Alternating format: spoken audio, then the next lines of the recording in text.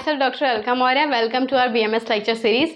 तो हमने previous class में फार्माकोलॉजी क्या होता है, उसके डिवीज़न क्या है और फार्माकोलॉजी का जो बेस है ड्रग, उसके बारे में पढ़ा था। जो उसकी लिंक हमने डिस्क्रिप्शन में डाल दिया, आप वहाँ पे जाके देख लीजिएगा। तो आज की क्लास में हम फार्माकोलॉजी का जो एक अदर कॉन्सेप्ट है, एक अदर जो वो टॉपिक है वो है कि ड्रग डोज फॉर्म, यानी जो ड्रग का होता है वो कितने डोज में होते हैं, उसको इस लेक्चर में हम लोग पढ़ेंगे। तो चलिए स्टार्ट करते हैं।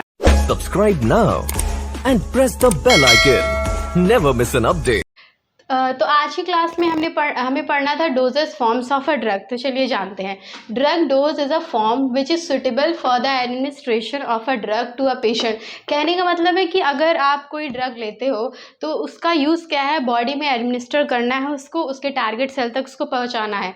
तो ड्रग जिस फॉर्म में होता है, जो रॉ फॉर्म में होता है, जो ड्राई हर्ब होता है, हम उसे एज इट इज़ उसी फॉर्म में बॉडी में ले ही नहीं सकते हैं, मतलब बॉडी में इंसर्ट नहीं किया जा सकता। तो उसके एडमिनिस्ट्रेशन के लिए, उसको फेवरेबल कंडीशन में लाने के लिए, ताकि हम अपने बॉडी में उसको इंसर्ट कर सके, तो उसको डोज की फॉर्म में कन्वर्ट किया जाता है। यानी डोज फॉर्म कन्वर्ट करने का एप्लीकेशन ये है कि उस ड्रग को हम उसी फॉर्म में ले नहीं सकते, बॉडी में इंसर्ट नहीं करा सकते, सुटेबली वो हमारी बॉडी में जा सके, उसके लिए उस डोज को एक फॉर्म में कन्वर्ट करना पड़ता है। जब वो डोज उस फॉर्म में कन्वर्ट हो जाता है तो फिर वो बॉडी में एडमिनिस्टर करने के लिए काफ़ी ईजी हो जाता है।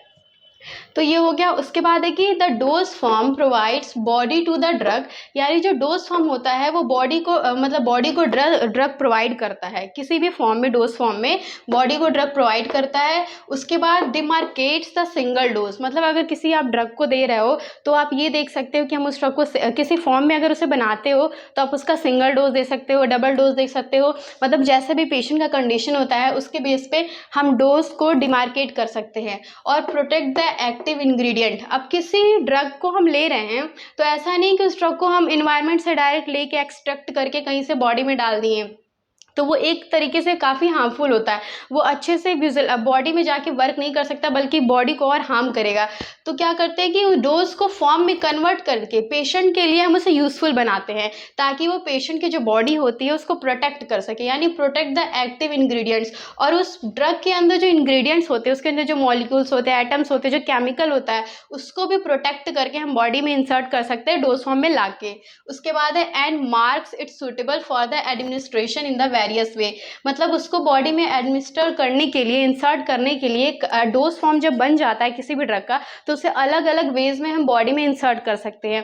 कहने का मतलब ये है कि किसी भी ड्रग के डोज की नीड तभी पड़ती है, मतलब नीड है इसकी ये कि जब हम कोई भी ड्रग ले रहे हैं तो उसको हम डायरेक्टली बॉडी में एडमिनिस्टर नहीं कर सकते हैं, उसे बॉडी के लिए फेवरेबल बनाना पड़ता है। यानी मतलब बॉडी के कंडीशन के हिसाब से उसे ईजी लाने के लिए आपको उसे डोज फॉर्म में कन्वर्ट ही करना पड़ेगा।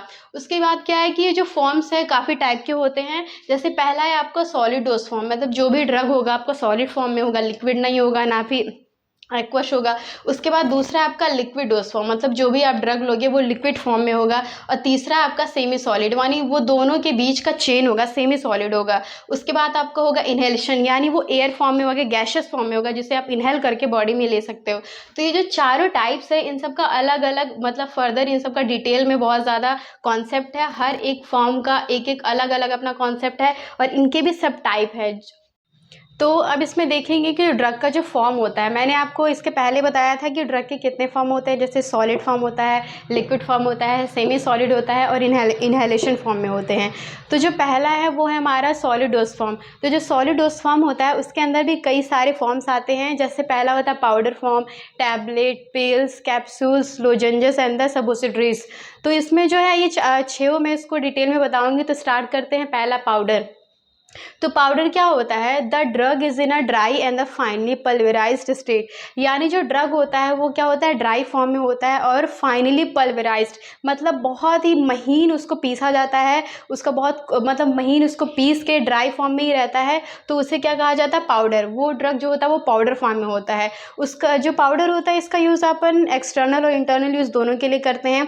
जैसे एक्सटर्नल के लिए मैंने यहाँ पे लिखा है डस्टिंग पाउडर। आपने देखा होगा कि जो कैंडिड होता है, मतलब फंगल इन्फेक्शन के लिए यूज़ किया जाता है, तो इसमें डस्टिंग पाउडर के अंदर कैंडिड आता है। एंटी फंगल इन्फेक्शंस के लिए पाउडर आते हैं। जो हमारे फूट जो होता है, फूट जो लोग बोलते हैं पैर फटना, उसके लिए यूज़ किया जाता है। या फिर कहीं भी फंगल इन्फेक्शन होता है तो एक्सटर्नल यूज़ के लिए जो पाउडर यूज़ किए जाते हैं वो एंटी फंगल इन्फेक्शंस में आते हैं। उसके बाद इसका इंटरनल यूज़ आता है, जैसे वो ORS आपने देखा होगा पैकेट जो उसका सैशे होता है वो एक सॉल्ट होता है, वो ड्राई फॉर्म में होता है, लिक्विड में नहीं करना रहता है, उसको लिक्विड फॉर्म में चेंज करके आप उसको इनटेक करते हैं बॉडी में। लेकिन जो पहले से होता है वो पहले उसका पाउडर फॉर्म में होता है।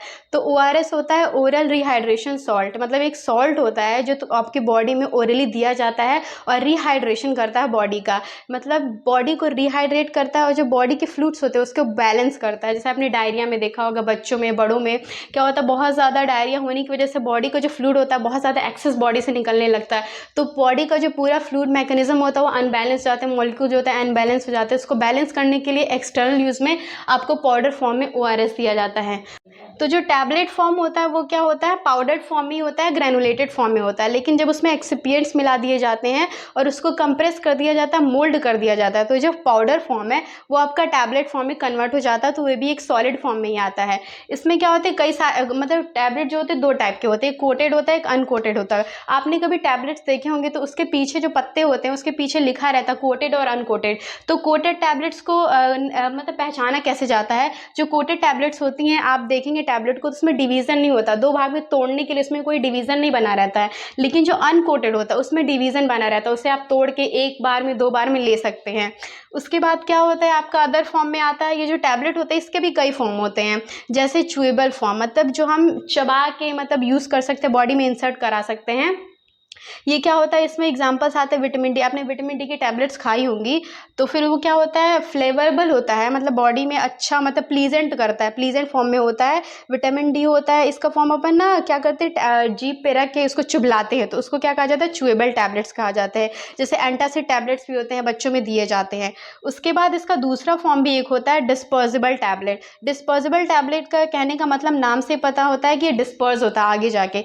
तो कैसे होता है, जब आप डिस्पोजेबल टैबलेट्स को वाटर में ड्रॉप करते हो तो ये फैल जाता है। आपने कभी किसी टैबलेट को डाल के, जैसे आप इनो लेते हो, इनो पाउडर फॉर्म में होता है, उसे जब आप डालते हो पानी में तो डिस्पर्स हो जाता है, तो उसको कहा जाता है कि डिस्पोजेबल टैबलेट्स। इसके अंदर एस्पिरिन आता है और भी कई सारी दवाएं आती हैं।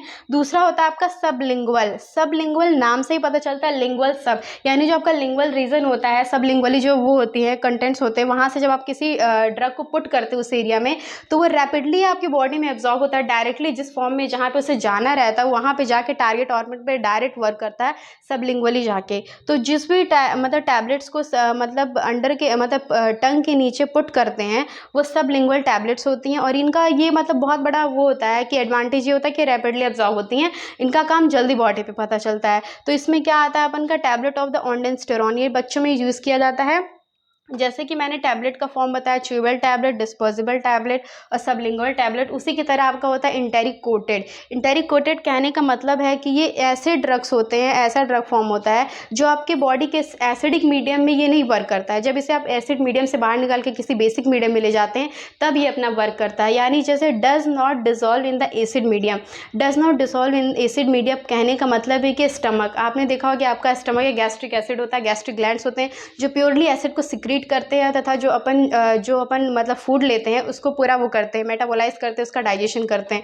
तो आपका स्टमक क्या होता है, प्योरली एसिड फॉर्म होता है, प्योरली एसिड इन्वायरमेंट होता है। तो उसमें जो इंटेरिक कोटेड टैबलेट्स होती हैं वो वैसे डिजॉल्व नहीं होती हैं, वहाँ पे अपना वर्क नहीं कर सकती हैं, वो उनके लिए फेवरेबल नहीं है। तो उनको क्या इंटेस्टाइन में दिया जाता है, वो आप तो पहले ओरली उसे लोगे, स्टमक से थ्रू होते हुए इंटेस्टाइन में जाएगा, तब वहाँ पे जाके डिजॉल्व होगा और वहाँ पे जाके वो टारगेट ऑर्गन पे अपना वर्क करेगा। जैसे इसमें डाइक्लोफेनेक की टैबलेट्स आती हैं।